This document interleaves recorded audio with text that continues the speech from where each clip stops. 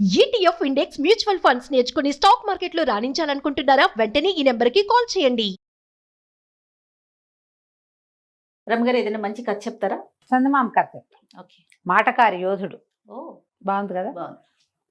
ఏదైనా కార్యసాధకులకి తెలివితేటలు ఉండాలి జయ. ఖచ్చితంగా ఏదో రకంగా చేసేయటం కాకుండా తెలివిగా చేస్తే ఇంకాస్త బాగుంటుంది. తెలివిగా చేయటం, తెలివిగా మాట్లాడటం అవన్నీ చాలా కావాలి నిజమండి కదా. ఈ రోజుల్లో అసలు చాలా అంటే ప్రతి ఒక్క దాంట్లోనూ తెలివితేటలు చూడాల్సిన పరిస్థితి. ఎవరికైనా తెలివి ఉంటేనే ఆ సక్సెస్ అనేది చాలా స్పీడ్ గా అవుతుంది, స్మార్ట్ గా అవుతుంది. అవుతుంది. అదే పైగా మాటకాడతానం ఉంటే మరీ బాగుంటుంది. చెప్పనక్కర్లేదు. మనం నేర్చుకోవాలి. ఎవరు ఆడియన్స్ కింద కామెంట్ పెడతారు, మీకేం రమగారు మీరు నువ్వు జయ మాటలు నేర్చుకోవాలా నేర్చుకోవాలి జయ, మనం కూడా నేర్చుకోవాలా అని క్వశ్చన్ మార్క్స్ పెడతారు చూడండి. పూర్వం అట రోమ్ నగరంలో ఓ రాజుగారు అద్భుతమైన వాడు ఉండేవాడు. ఆయనకి పరమాద్భుత సౌందర్యవతి అయిన ఒక కూతురు ఉండేది. రాజుగారు అందరు అమ్మాయిలు బాగుంటారు, అదేమిటో. అందులో అయితే- మీ స్టోరీలో మరీ అందంగా ఉంటారు అమ్మగారు. అయితే ఆ ఊళ్ళో ఒక యోధుడు ఉండేవాడు, భలే పరాక్రమశాలి. అయితే ఆ యోధుడు ఎప్పుడో ఒక్కసారి చూసి యువరాణి ప్రేమలో పడ్డాడు. అవుతుందో అవుదో, ఆవిడ మన సొంతం కాపోవచ్చు, కానీ నువ్వంటే నాకు ఇష్టం అని చెప్పేయాలని ఉంది. సరే వీడు ఏమనుకున్నట్ట, దేశాంతరం వెళ్ళి సంపాదించుకురావాలనుకున్నాడు. ఈ యోధులు వాళ్ళు వేరే దేశాలకు వెళ్ళి అక్కడ పెద్ద పెద్ద పదవుల్లోకి ఉంటూ ఉండటం అవన్నీ ఆ కాలంలో జరిగేవట. మన కథల్లో కొన్ని చూస్తాం మనం అట్లా. వాడు ఎక్కడికో వెళ్తాడు, అక్కడ పెద్ద పేరు తెచ్చుకుని బాగా సంపాదించుకుని సొంత ఊరు వస్తాడు. అదే పేరు అదే ప్రతిష్ట సొంత ఊళ్ళో ఎందుకు వాడికి రాలేదో మనకు ఎప్పటికీ అర్థం కాదు. మనం ఇప్పుడు అమెరికా వెళ్ళటం లాగా బాగా చెప్పారు. సేమ్ అప్పుడు కూడా ఉండేవి. ఈ రోమ్లో ఉన్న యోధుడు వేరే దేశం వెళ్దాం అనుకున్నాడు. అతను పెట్టుకున్న time line 7 years, time bound 7 years. సరే ఒకనాడు బాగా ప్రయత్నం చేసి యువరాణిని ఒంటరిగా దొరకపుచ్చుకుని ఏం చెప్పాడంటే, నేను ఎప్పటి నుంచో మీకు చెప్పాలనుకుంటున్నాను, మీరంటే నాకు పంచప్రాణాలు, చాలా ఇష్టం నాకు. భగవంతుడు అనుకూలిస్తే మిమ్మల్ని సొంతం చేసుకోవాలని కూడా ఉంది.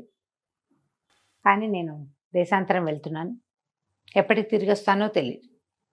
భవిష్యత్తు ఎలా ఉండబోతుందో, నాది ఎట్లా ఉంటుందో మీది ఎట్లా ఉంటుందో, కానీ నా మనసులో జనించిన ఈ ప్రేమని తెలియజేయాలనుకున్నాను నేను అన్నాడు. అయితే యువరాణి ఒక నిమిషం ఆలోచించింది, దీర్ఘంగా అటు ఇటు చూసింది, ఒక నిట్టూర్పు విడిచింది.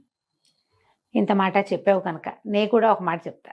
నువ్వన్నా నాకు చాలా ఇష్టం, అబ్బో, కానీ నువ్వు ఇప్పుడు వెళ్ళిపోతున్నావు, నేనేం చేయను అంతే.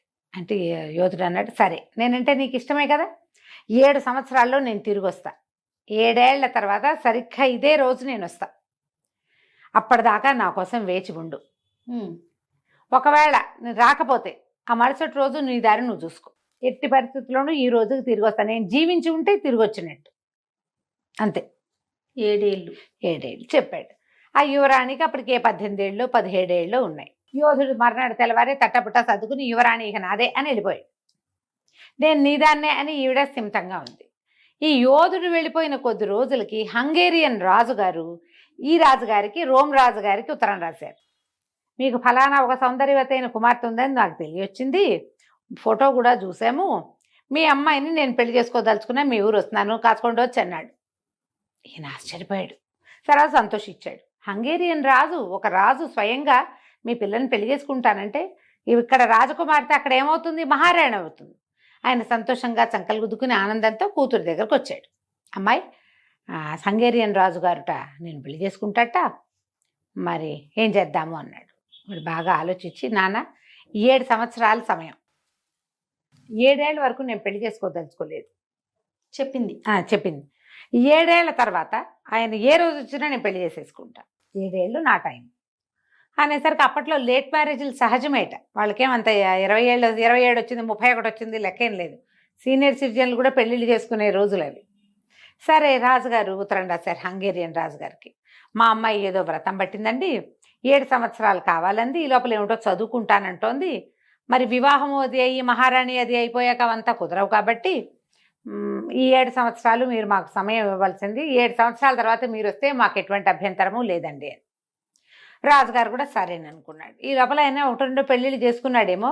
ఈ ఫలానా రోము సౌందర్యవతి అయిన యువరాణి వివాహం మాత్రం 7 ఏళ్ల తర్వాత నాతో జరుగుతుందని ఫిక్స్ అయ్యాడు.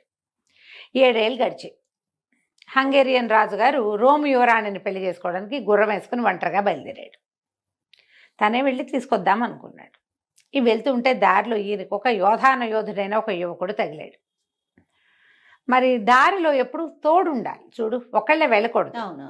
ఈ యోధుడు రాజుగారు చేరుకో గుర్రం మీద వెళ్తున్నారు, మీరు ఎటువైపు వెళ్తున్నారంటే రోము అని చెప్పుకున్నారు. అన్ని దారులు రోమ్ వైపే దారి తీస్తాయని నవ్వుకున్నారు. సరే కలిసి వెళ్దాం, కబుర్లు చెప్పుకోవచ్చు, కలిసి వెళ్ళచ్చు, ఏమిటో చేయొచ్చు అని సరేననుకున్నారు. ఇద్దరు కలిసి వెళ్తుంటే ఏమైంది, ఈ అబ్బాయి దిగలేదు కానీ ఒక ఇది వచ్చింది, ఒక చెరువు లాంటిది వచ్చింది. రాజుగారి గుర్రం గబుక్కని దిగేసరికి లోతు తెలియక దబుక్కని ముందు పడింది. రాజుగారి బట్టలన్నీ తడిసిపోయినాయి. లోతు తెలియలే, దిగింది లోతు తెలియలే. వీడు యువతలే నుంచున్నాడు యోధుడు. ఇతను ఏమన్నాడు, ప్రభు మీరు ఒక వంతెన తెచ్చుకుని ఉండాల్సిందండి మీతోటి అన్నాడు. అనేసరికి వంతెన ఎట్టా తెస్తారు? ఆయన నవ్వొచ్చింది. ఏమిటో నీ తెలివితేటలు, భలేవాడివి, వంతెన ఎవరైనా తేగలరా? ఇంత చెరువుని దాటే వంతెన ఎవడు వెంట పెట్టుకు రాగలడు? అదే కదా. భలేవాడిపోయి నువ్వు, ఏమిటో నువ్వు ఎవరో తెలియగలవాడు అనుకున్నాను, నీకేం తెలివితేటలు ఉన్నట్లేవే బొత్తిగా అన్నాడు. ఇద్దరు కాస్త ఒక గుర్రం దిగాక దాని లోతు అర్థమైందిగా, వెనకాల వాడు నిదానంగా దిగి గుర్రాన్ని ముందుకు తీసుకుపోయాడు. పెద్ద వాన వచ్చింది. రాజుగారు శుభ్రంగా తడిసిపోయాడు. తడిసిపోతే యోధుడు అన్నాడు, మహాప్రభు మీరు మీ ఇంటిని వెంట తెచ్చుకుని ఉండాల్సిందండి, ఇల్లు ఉంటే తడిసేవారు కాదు మీరు అనేసరికి రాజు అన్నాడు, మా ఇల్లు ఏమిటి చిన్న ఇల్లు, గుడిసె అనుకున్నావేమిటో, నేను రాజుని, చాలా కోట. పెద్ద భవంతి కోట మాది, దాన్ని ఎట్టా వెంట పెట్టుకొస్తాం, నువ్వు మరీ విడ్డూరంగా ఉన్నావు, ఉన్నా కొందుకి నీ తెలివితేటలు తక్కువగా కనపడుతున్నాయే నాకు, భలేవాడిపోయి అన్నాడు. అయ్యింది. ఇంకా ముందుకు నడిచారు. బాగా కొన్ని గంటలు అయ్యేసరికి ఆకలేయటం మొదలుపెట్టింది. ఏమిటో ఆకలేస్తున్నట్టుంది అన్నాడు. మహాప్రభు నా దగ్గర భోజనం ఉంది, నాతో భోంచేస్తారా మీరు అని అడిగాడు యోధుడు. అదే అలాగే, నాకేం అభ్యంతరం లేదు, మార్గమధ్యంలో ఎవరితోటైనా తినచ్చు, భోజనం చేద్దాం అన్నాడు. ఆ అబ్బాయి ఏదో ఇంత ఫుడ్ పుచ్చుకొచ్చాడు, ఆ కుర్రాడు. ఈయన అతను పంచుకుని తిన్నారు. అన్నం తింటుంటే తింటుండగా వాళ్ళు ఏవో రొట్టెలో గిట్లో తింటారు ఆ దేశంలో. ఇతను ఏమన్నాడు, మీ అమ్మా నాన్నని తెచ్చుకోవాల్సిందండి మీరు, అమ్మా నాన్న లేకుండా వస్తే ప్రయాణంలో కష్టం అన్నాడు. అనేసరికి రాజుగారు ఆశ్చర్యపోయి, మా నాన్న ఏనాడో పోయాడు, మా అమ్మ కడు వృద్ధురాలు, ఆవిడ భవంతిలోనే అటు ఇటు నడిచేది లేదు, వాళ్ళని వెంటేసుకుని పెళ్ళికెళ్తూ పెళ్ళిని సంకటి పెట్టుకెళ్ళినట్టు పెద్దవాళ్ళని వెంటేసుకుని ఎట్టా వెళ్తానో, ప్రయాణంలో అమ్మా నాన్న ఎందుకు, నువ్వు భలేవాడివి అన్నాడు. నువ్వు అసలు మూర్ఖుడుగా కనపడుతున్నావు, నువ్వు తెలివిగా లేవు, నీ మాటలు ఏవిను, తెలివి తక్కువ వాడివిగా ఉన్నావు, ఎట్ట బతుకుతావో ఏమిటో నోయి నువ్వు అంటే ఇతను ఏమన్నాడు, దాందే ఉందిలేండి, ఎవడి తెలివి వాడిది, ఎవరి రకం వాళ్ళది కదా, మీ తెలివి మీదే, నా తెలివి నాది. రోమ్ దాకా వచ్చారు, మహానగరంలోకి ప్రవేశిస్తుంటే ఈ అబ్బాయి చెప్పాడు, బాబు ఇక్కడి నుంచి మన దారులు చేలుతాయండి, మీ దారిని మీరు వెళ్ళండి, నేను 7 ఏళ్ల క్రితం వాలేసి వచ్చాను, దాని పరిస్థితి ఎట్లా ఉందో చూసుకోవాలండి, బతుకుంటే మళ్ళీ కలుసుకుందాం అని రాజుగారికి నమస్కారం పెట్టి వెళ్ళిపోయాడు. ఆ అబ్బాయి దారిని అబ్బాయి పోయాడు. మన రాజుగారి హంగేరియన్ రాజుగారు రోమ్ రాజుగారి ఇంటికి చేరారు. భవంతి బయటికి వెళ్ళంగానే ఈయన గుర్రం చూసి వాళ్ళు గుర్తుపట్టారు. ముందే ఉత్తరం రాసి ఉంటాడు, నేను వస్తున్నానని. మంది మార్బలం అందరు ఎదురొచ్చి ఆయన లోపల తీసుకెళ్లారు. సరే భోజన భాజనాదులు చేయిస్తున్నారు. యువరాణి అనుకుంటోందనమాట, 7 ఏళ్ళు అయింది, హంగేరియన్ రాజుగారు వస్తానని ఉత్తరం రాశాడు, యోధుడు వస్తాడు రాడు, నేను ఇంకా రాజుగారిని పెళ్లి చేసుకోవాల్సిందేనేమో అని అనుకుంటాను. ఇంతలో ఏమైంది, పెద్ద రాజుగారు కొత్తగా పెళ్లి కొడుకు రాజుగారు తిండి తింటున్నారు, భోజనాలు చేస్తున్నారు. ఆయన చెప్పాడు, మీరు ఒంటరిగా వచ్చారా, ఎలా వచ్చారు, ఎవరు వచ్చారు మీతోటి, బాగా తోలుకొని రాగలిగారా, ఒంటరి స్వారీ విసుగుపుట్టలేదా, కుశల ప్రశ్నలు వేస్తారు చూడు. అవును. కుశల ప్రశ్నలు వేస్తే దారి మధ్యలో ఒక కుర్రాడు తగిలాడండి. వాడు వెరీ ఇంట్రెస్టింగ్ పర్సనాలిటీ, వాడు తమాషాగా మాట్లాడతాడు, గుర్రం అది బాగా తోలాడు అనుకోండి, మంచి పెద్ద భారీకాయుడు, కత్తి తిప్పడం వచ్చిన వాడేను, కానీ వాడి తెలివి తక్కువ వాడండి, వాడేంటో విచిత్రంగా మాట్లాడాడు. మరి పెద్ద వాన వచ్చింది, మీ ఇంటిని తెచ్చుకోవాల్సిందండి అన్నాడు. ఇంటిని తెస్తారండి ఎవరైనా అన్నాడు. అనగానే ఈయనకి డౌట్ వచ్చింది. మరి అంటే వాన వస్తే ఏమైందండి అన్నాడు. నేను తడిసిపోయాను అన్నాడు ఈయన. కుర్రాడు అన్నాడు. వాడు సంచిలోంచి ఒక దుప్పటి తీసి కప్పుకున్నాడండి అని చెప్పాడు రాజు. కుర్రాడని మా రాజుగారు అడిగితే చెప్తున్నాడు అనమాట. అంటే వాడు దుప్పటి తీసి కప్పుకున్నాడు. ఇతను అన్నాడు, ఇల్లు అంటే అదేనండి, తలదాచుకునే స్థలం. వాడు ఆ దుప్పట్లో తను తలదాచుకుని తల ఒళ్ళు తడవకుండా చూసుకున్నాడు. అదేం తెలివి తక్కువ మాట కాదండి. ఇల్లు మీతో తెచ్చుకోవాల్సిందే అంటే ఇంట్లో ఉండే వస్తువు ఏదైనా ఒకటి నీతో తెచ్చుకోవాలి. అది అదే. దుప్పటి కావచ్చు, ఏదైనా కప్పునేందుకు గోరుపట్ట కావచ్చు. వాడు తెచ్చుకున్నాడు చూడండి, అందుకని వాడు ఆ మాట అన్నాడు. అక్కడి నుంచి ఏమోనండి, అది తెలివిగా ఉందంటారా ఆ మాట అని మేమిద్దరం నదిలో దిగామండి. నేను లోతు తెలియలేదు, నాకు ఆ గుర్రం ముందుకు పడినంత పని అయింది. కాస్తుంటే నువ్వు ఎటో పడేవాడిని నేను. అప్పుడు కూడా వాడు అట్టాగే అన్నాడు, వంతెన వెంట పెట్టుకు రావాల్సిందండి అంటే నిత్యం తెచ్చుకోవాలి వంతెనే అక్కడ అనేసరికి వంతెనేటా తెస్తామని నేను అన్నానండి.